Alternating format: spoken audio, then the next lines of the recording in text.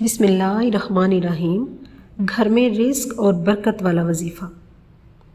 معزز ساتھیوں، آج آپ کی خدمت میں رزق میں برکت والا وظیفہ لے کر حاضر ہوں۔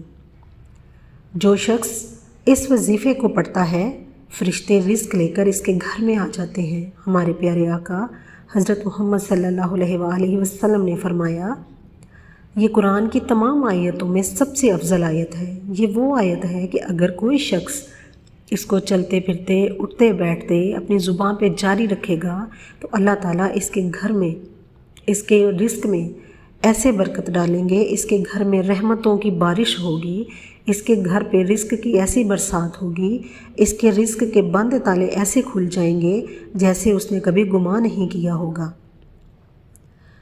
تو اس آیت کو پڑھنے کے بہت سارے فائدے ہیں۔ سب سے پہلے یہ کہ اگر اس گھر میں پریشانیوں نے ڈیرے ڈالے ہوئے ہیں، بے برکتی ہے، غربت ہے، مفلسی ہے، لاچاری ہے، گھر میں لڑائی جھگڑے ہیں، روز کوئی نہ کوئی پریشانی گلے پڑ جاتی ہے، تو اس سے اللہ پاک آپ کو نجات دیں گے۔ دوسرا، اس کو پڑھنے کا بڑا فائدہ یہ ہے کہ آج کل سب کا مسئلہ ہے، یعنی بے روزگاری، غربت، گھر میں فاقے، رزق کی تنگی، پیسوں میں کمی، بے برکتی۔ تو جس گھر میں یہ آیت پڑھی جاتی ہے، اس گھر میں برکت آ جاتی ہے۔ جب گھر میں برکت ہوتی ہے تو خوب رزق آتا ہے، دولت ملتی ہے، کیونکہ نبی پاک صلی اللہ علیہ وآلہ وسلم نے ایک صحابی نے رزق کی تنگی کی شکایت کی کہ میرے گھر میں برکت نہیں، فقر و فاقہ رہتا ہے، تو آپ صلی اللہ علیہ وآلہ وسلم نے فرمایا کہ تم یہ آیت پڑھا کرو، کیونکہ یہ آیت گھر سے بے برکتی کو دور کرتی ہے، گھر میں برکت لاتی ہے۔ حضرت ابو ہریرہ رضی اللہ تعالیٰ عنہ بیان کرتے ہیں کہ رسول پاک صلی اللہ علیہ وآلہ وسلم نے فرمایا، جو اس سورت کو، اس آیت کو پڑھتا ہے، جو کہ قرآن کی سردار ہے، وہ جس گھر میں پڑھی جائے، اس گھر سے شیطان نکل بھاگ جاتا ہے۔ تو ناظرین، آپ نے جس آیت کو پڑھنا ہے وہ آیت میں آپ کو بتاتی ہوں۔ آپ نے اس آیت کو کس طرح پڑھنا ہے، کتنی بار پڑھنا ہے اور کیسے پڑھنا ہے، دھیان سے پوری ویڈیو کو دیکھیے گا۔ ناظرین، وقت کا ضیاع نہ کرتے ہوئے اپنے وظیفے کی طرف چلتے ہیں۔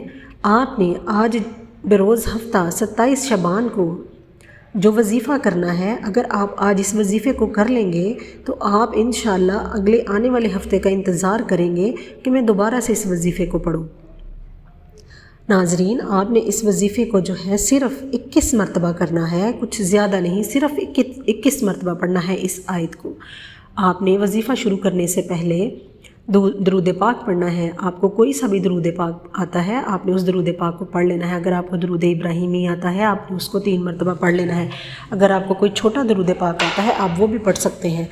آپ نے 3 مرتبہ اول و آخر 3 بار درود پاک پڑھ لینا ہے۔ جب آپ درود پاک پڑھ لیں، اس کے ساتھ ہی آپ نے اپنے سیدھے ہاتھوں کی انگلیوں پر 21 مرتبہ یا ذوالجلال والاکرام، یا ذوالجلال والاکرام، یا ذوالجلال والاکرام، آپ نے اس آیت کو صرف 21 مرتبہ پڑھنا ہے۔ جب آپ اس کو 21 مرتبہ پڑھ لیں تو اس کے ساتھ آپ نے اللہ کا صفاتی نام پڑھنا ہے، یا ربنا، یا ربنا، یا ربنا۔